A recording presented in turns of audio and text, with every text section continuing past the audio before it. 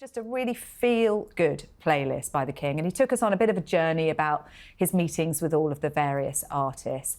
And I like to imagine, I mean, we talked about the King's dancing, but we know that the Queen is a big fan of Strictly Come Dancing. And Camilla, she also joined the Silver Swans, didn't she, in lockdown, ballet dancing.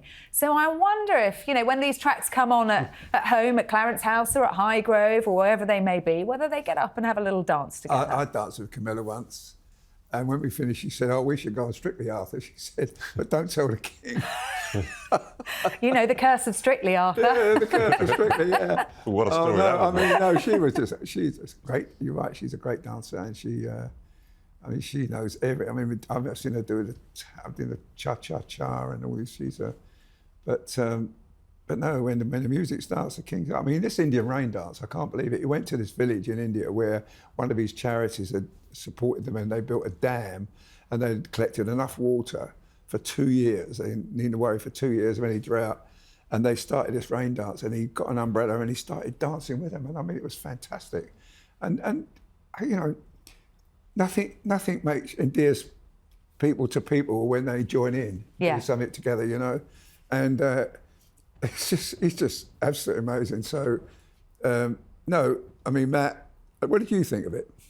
Oh, initially, because we went there for the press conference and they started coming out with some of the names, and I was thinking, hang on, Kylie Minogue, Ray, Diana Ross, Ray, does he really listen to these? But the way that it was explained, and I thought, well, of course he probably listened to Diana Ross. And the way that he kind of went through, told stories often about his childhood, or, you know, I think there's over 100 years this music dates back around the corner. Well, it made sense the Queen to me. Mother used to play, and he said, my grandmother used to play this, and it really reminds me of her. Yeah, Al Bowley, you know, I mean, Al Bowley retired in 1941. Yeah. So, you know, I mean, he plays... It made sense. Yeah. Do you think that, this was a type with Apple Music or Apple Radio, do you think this is an attempt to... Was it just him doing Desert Island Discs and going through his favourite songs, or was this attempt to reach out to a different type of audience, or younger people, or a medium of communication?